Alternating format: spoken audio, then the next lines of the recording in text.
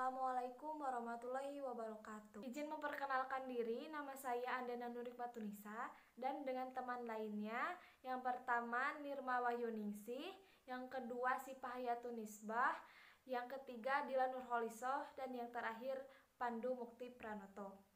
Kami dari kelompok 3, kelas PKP 2B, akan membahas tentang kepemimpinan pendidikan. Nah, apa sih kepemimpinan pendidikan itu? Nah, seberapa pentingnya sih pendidikan bagi manusia? Pendidikan sangat berpengaruh pada karakter pribadi manusia. Oleh karena itu, kami akan membahas poin-poin mengenai kepemimpinan pendidikan, di antaranya teori kepemimpinan pendidikan, tujuan, fungsi kepemimpinan pendidikan, pendekatan kepemimpinan pendidikan, tipe-tipe kepemimpinan, keterampilan yang harus dimiliki oleh pemimpin, model-model kepemimpinan pendidikan, dan peran kepemimpinan pendidikan dalam dinamika kelompok. Nah, untuk mengetahui lebih jelas apa sih kepemimpinan pendidikan itu, mari kita simak video berikut ini.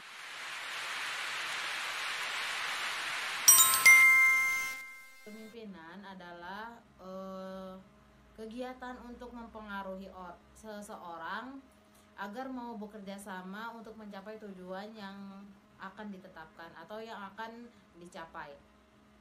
Nah, di sini ada beberapa pendapat mengenai kepemimpinan. Nah, sebelum membahas mengenai pendapat kepemimpinan, biasanya seorang pemimpin itu memiliki gaya.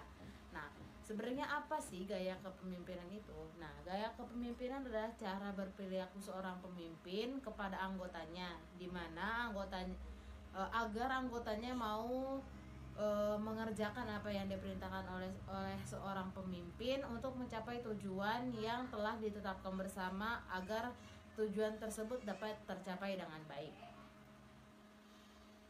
Menurut Ordway Tid dalam bukunya The Art of Leadership mengatakan bahwa kepemimpinan adalah kegiatan mempengaruhi mempengaruhi seseorang untuk bekerja sama, di mana orang yang bekerja sama dengan orang yang mempengaruhi tersebut dapat mencapai tujuan yang telah dibuat bersama, sehingga tujuan tersebut dapat tercapai dengan baik. Sebenarnya apa sih pemimpin pendidikan itu? Pemimpin pendidikan adalah orang yang memiliki kelebihan untuk mengajak, mendorong, mengatur, mengkoordinasi staf pendidikan lainnya ke arah peningkatan mutu pendidikan. Nah, kepemimpinan pendidikan itu memiliki orientasi agar tujuan yang kita bentuk bersama dalam hal meningkatkan pendidikan bisa tercapai dengan baik di kemudian hari. Nah, di sini ada sekolah sebagai sarana pendidikan, di mana di dalamnya terhimpun unsur-unsur yang terdiri dari individu yang saling bekerja sama untuk mencapai suatu tujuan pendidikan. Nah, unsur-unsur tersebut adalah sumber daya manusia, di mana di dalamnya terdapat kepala sekolah, guru, staf, dan juga peserta didik. Di sini ada kepala sekolah. Sebenarnya siapa kepala sekolah itu? Kepala sekolah adalah orang yang diberi tugas untuk memimpin sekolah dan bertanggung jawab untuk keberlangsungan dan keberhasilan tujuan sekolah yang akan dicapai. Nah, kualitas kepemimpinan kepala sekolah akan menentukan keberhasilan dalam tujuan sekolah tersebut untuk agar tercapai. Tujuan kepemimpinan pendidikan. Kunci kepemimpinan yaitu untuk mencapai tujuan. Nah, tujuannya tersebut antara lain yang pertama yaitu drive atau dorongan. Dengan tujuan ini diharapkan dapat menimbulkan energi yang tinggi atau inisiatif dan hasrat untuk berprestasi. Yang kedua yaitu motivation. Dengan motivasi akan menimbulkan kekuatan dan hasrat untuk memimpin atau mendorong perlibatan anggota dalam mewujudkan visi. Yang ketiga yaitu integritas, keutuhan atau kejujuran. Dengan ini diharapkan dapat menimbulkan kepercayaan yang utuh dalam bekerja sama dan konsistensi dalam perkataan dan perbuatan. Lalu yang keempat yaitu percaya diri. Dengan percaya diri diharapkan dapat memperlihatkan nilai kepercayaan dalam melakukan transaksi dengan orang lain. Yang kelima yaitu knowledge atau pengetahuan dan pemahaman tentang organisasi. Lalu yang selanjutnya mengenai fungsi pemimpin pendidikan. Secara umum, fungsi kepemimpinan adalah yang pertama yaitu pemimpin adalah koordinator atas berbagai kegiatan kelompok. Dia bertanggung jawab atas semua pelaksanaan kebijakan. Yang kedua yaitu seorang pemimpin diharapkan menjadi sumber informasi bagi anggota kelompoknya. Yang ketiga yaitu pemimpin harus menjadi pengendali dalam kegiatan kelompok. Yang keempat, pemimpin merupakan frame dan merumuskan tujuan kelompok. Yang kelima yaitu seorang pemimpin berfungsi sebagai contoh untuk kelompoknya sebagaimana mereka harus melakukannya. Yang keenam yaitu pemimpin dipandang sebagai figur ayah kepada siapa memandang kelompok untuk identifikasi, untuk transmisi, dan untuk rasa tunduk. Yang terakhir yaitu pemimpin berfungsi sebagai ideologi bagi kelompoknya, juga sebagai sumber keyakinan bagi kelompok anggotanya. Lalu selanjutnya yaitu pendekatan kepemimpinan pendidikan. Dibagi menjadi 5. Yang pertama yaitu pendekatan sifat.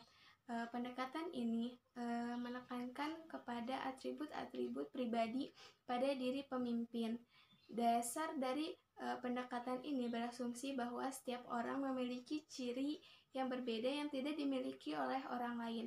Ada 3 macam sifat pribadi pada diri pemimpin.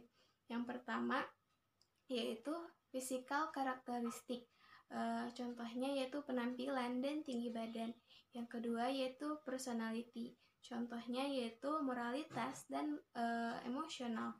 Yang ketiga yaitu kemampuan atau ability. Contohnya yaitu kecerdasan dan kreativitas. Yang kedua yaitu ada pendekatan perilaku.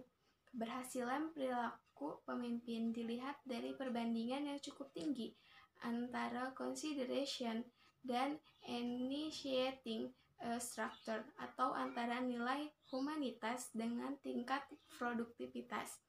Lalu yang ketiga yaitu ada pendekatan pengaruh kekuatan. Pendekatan ini memandang bahwa keberhasilan pemimpin dalam mempengaruhi orang lain disebabkan adanya kekuasaan dari pemimpin tersebut. Lalu yang keempat ada pendekatan situasional. Pendekatan ini menekankan pada ciri pribadi pemimpin dan situasi. Pendekatan ini dibagi dalam 3 dimensi. Yang pertama yaitu hubungan antara pemimpin dan bawahan. Yang kedua yaitu tingkat dalam struktur tugas. Yang ketiga yaitu posisi kekuasaan pemimpin yang didapat melalui wewenang formal. Lalu yang kelima yaitu pendekatan keterampilan atau skill. Nah, pendekatan keterampilan ini harus dikuasai oleh seorang pemimpin. Di antaranya yang pertama yaitu human relation skill, yaitu kemampuan berhubungan dengan bawahan.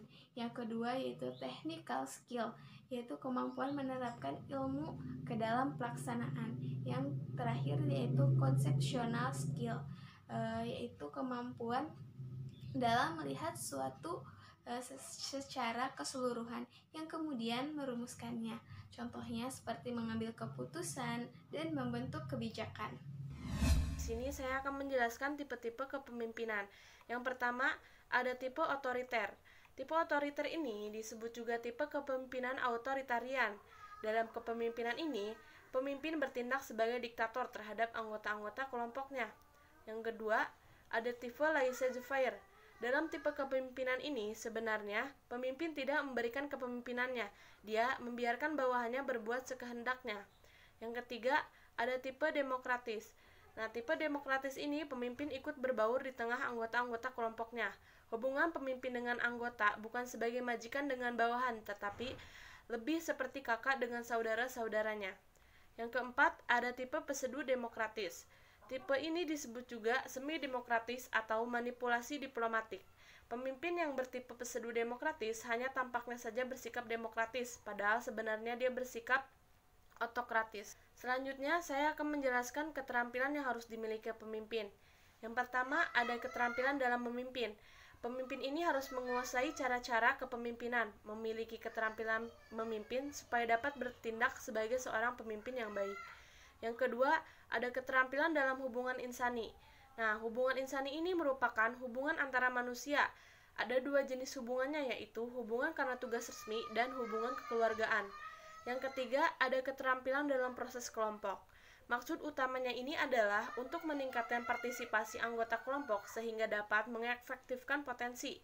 Pemimpin ini juga sebagai penengah, pendamai, dan bukan menjadi hakim. Selanjutnya, ada keterampilan dalam proses administrasi personil. Kegiatan ini mencakup segala usaha yang menggunakan keahlian yang dimiliki petugas secara efektif. Kegiatannya itu meliputi seleksi, pengangkatan, penempatan, penugasan, orientasi, pengawasan, bimbingan, dan pengembangan kesejahteraan. Yang terakhir ada keterampilan dalam menilai. Keterampilan ini merupakan usaha untuk mengetahui sejauh mana tujuan sudah tercapai. Teknik dan prosedur evaluasi yaitu menentukan tujuan penilaian, menetapkan norma atau ukuran yang akan dinilai, mengumpulkan data-data, pengolahan data, dan menyimpulkan hasil penilaian. Sekian penjelasan dari saya, kurang dan lebihnya mohon maaf. Terima kasih. Saya akan menyampaikan materi yang terakhir, yaitu mengenai model-model kepemimpinan pendidikan. Ada dua jenis model kepemimpinan yang akan saya bahas. Yang pertama adalah kepemimpinan visioner atau visionary leadership, dan yang kedua adalah kepemimpinan transformasional. Kepemimpinan visioner atau visionary leadership dapat dilihat dari kata vision yang berarti penglihatan atau prediksi akan apa yang akan datang. Sehingga di bawah kepemimpinan visioner, pendidikan akan selalu bisa mengikuti dan mengantisipasi akan tuntutan perubahan zaman yang kian melaju dengan pesat. Dengan model kepemimpinan ini, visi dan misi pendidikan akan menjadi jelas sehingga pendidikan akan selalu maju seiring dengan perkembangan zaman. Lalu, selanjutnya ada kepemimpinan transformasional. Kepemimpinan transformasional adalah model kepemimpinan yang menekankan pada aspek perubahan suatu kinerja pada suatu sektor pendidikan yang dirasa perlu untuk diubah. Perubahan tersebut dilakukan sebagai bentuk solusi yang dianggap paling efektif daripada mempertahankan cara sebelumnya. Kepemimpinan transformasional diperlukan di dalam dunia pendidikan untuk mencapai tujuan pendidikan dengan progres yang signifikan. Materi selanjutnya yang akan saya bahas adalah peran kepemimpinan dalam dinamika kelompok. Dinamika kelompok sendiri adalah kekuatan atau dorongan dari suatu kelompok dalam melakukan perubahan.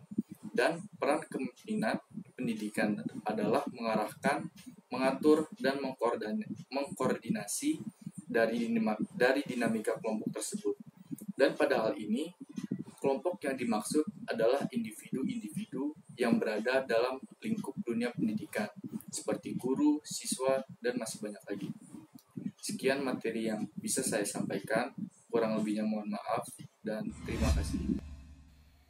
Jadi dapat disimpulkan dari pemaparan materi kelompok kami ialah kepemimpinan pendidikan merupakan kemampuan untuk menggerakkan perencanaan pendidikan sehingga tujuan pendidikan yang telah ditetapkan dapat tercapai secara efektif dan efisien. Fungsi kepemimpinan pendidikan adalah untuk membina persaudaraan dan bertanggung jawab dalam mengambil keputusan, mengembangkan, dan mempertahankan eksistensi organisasi. Tipe-tipe kepemimpinan pendidikan antara lain otoriter, laissez-faire, demokratis, dan pseudo-demokratis. Kemudian, keterampilan yang harus dimiliki oleh seorang pemimpin antara lain keterampilan dalam memimpin, dalam hubungan insan, dan dalam menilai. Pendekatan dalam mempelajari kepemimpinan pendidikan antara lain pendekatan sifat, keperilakuan, dan pendekatan situasi. Nah, pemimpin pendidikan adalah orang yang memiliki kelebihan untuk mempengaruhi, mengajak, mendorong, membimbing, dan mengkoordinasikan atas staf pendidikan lainnya ke arah peningkatan mutu pendidikan. Sekian pemaparan materi mengenai kepemimpinan pendidikan dari kami. Mohon maaf bila ada kesalahan dan kekurangan. Wabillahi taufiq wal hidayah. Wassalamualaikum warahmatullahi wabarakatuh.